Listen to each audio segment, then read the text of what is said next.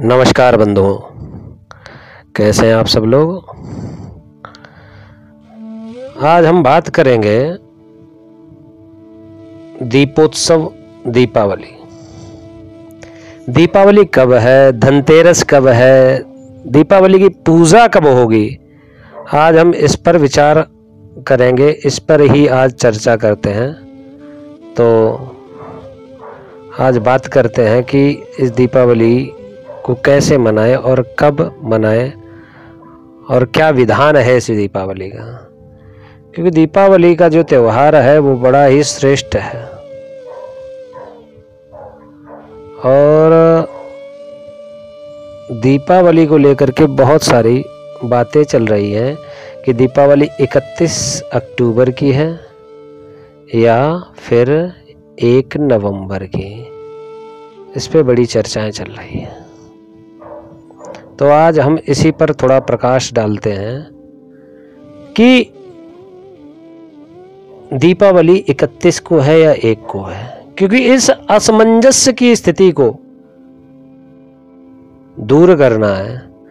हर जगह बड़े बड़े विद्वानों की चर्चाएं हुई, सबने अपने अपने भाव रखे, अपने अपने तथ्य रखे।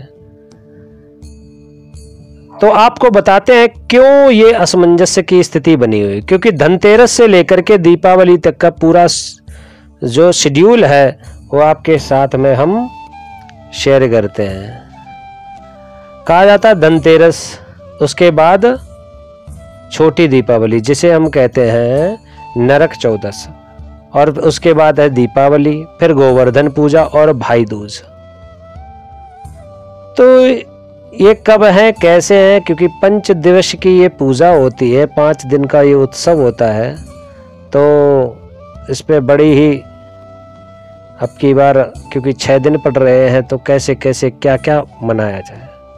देखो, अनेक विद्वानों ने ये कहा है कि दीपावली का जो पर्व है वो 31 अक्टूबर को सर्वसम्मत रूप से मनाया जाना चाहिए। और इस संबंध पर हम अपने भी विचार रखते हैं कि दीपावली की तिथि कब से कब तक है।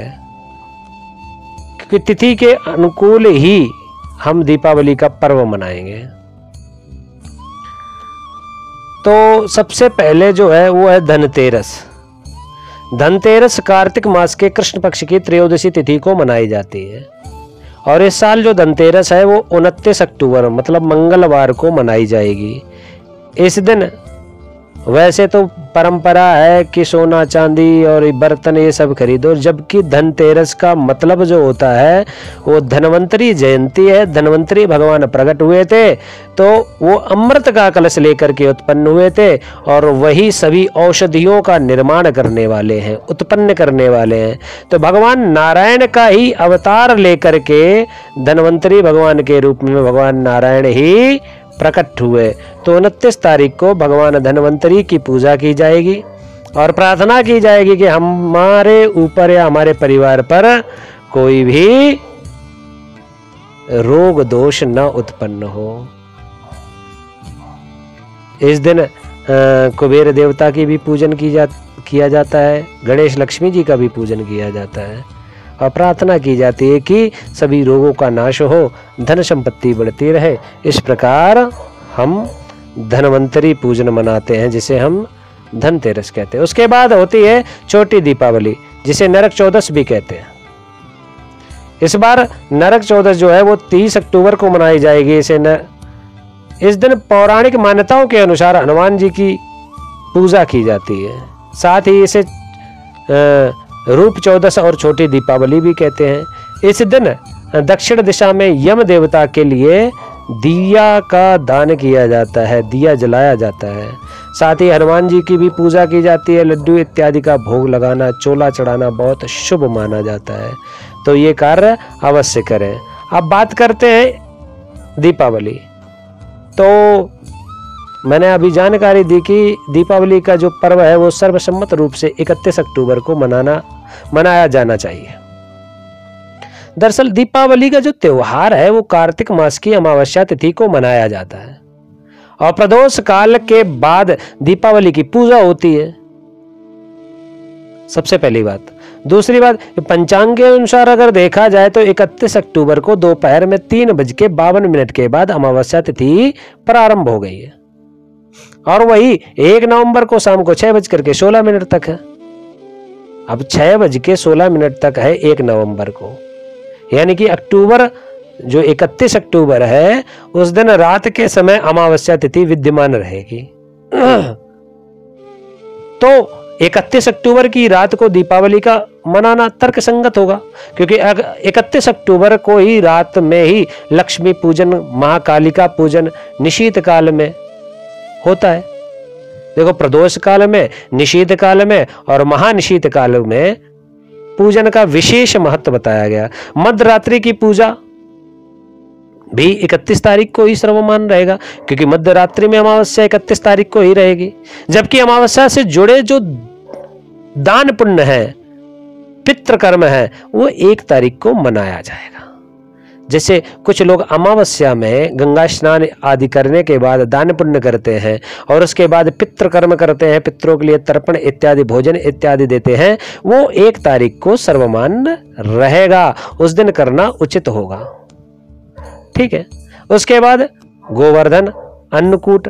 जो गोवर्धन है वो दीपावली के अगले दिन होती है और गोवर्धन की जो पूजा है वो 2 नवंबर को मनाया जाएगा। 2 नवंबर को गोवर्धन भगवान की पूजा होगी। और द्वापर में आप सबको पता ही है कि द्वापर युग में भगवान ने गोवर्धन नाथ को अपनी उंगली पर धारण किया था, मथुरावासियों को भीषण वर्षा से रक्षा करी थी। तब से इस पर्व को गोवर्धन पूजा के रूप में हर साल मनाते हैं।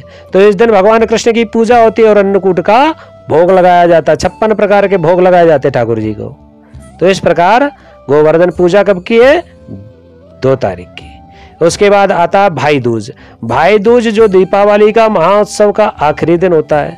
कार्तिक मास के शुक्ल पक्ष की द्वितीया को भाई दूज का पर्व मनाया जाता है और इस साल भाई दूज का पर्व जो है वो 3 नवंबर को मनाया जाएगा। इसे यम द्वितीया भी कहते हैं।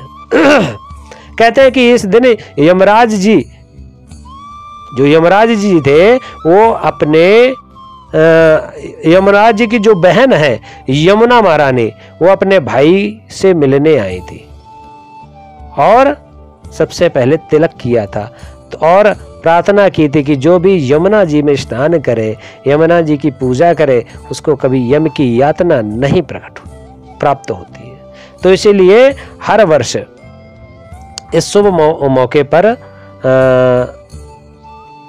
कहते हैं कि बहनें अपने भाइयों को टीका करते हैं। और इस दिन यमुना जी के पास मिलने गए थे कौन? यमराज जी महाराज। तो इसलिए कहा गया भगनी ग्रह भोजनम। इस दिन कहते हैं कि जो भी भाई अपनी बहन के यहाँ भोजन करता है, कहते हैं उसको यम की यातना प्राप्त नहीं होती है और उनकी दीर्घायु हो जाती है। बहनें अपने भाई को दीर्घायु का आशीर्वाद देती हैं। इस प्रकार ये 5 दिवसीय जो पूजन है वो इस प्रकार है।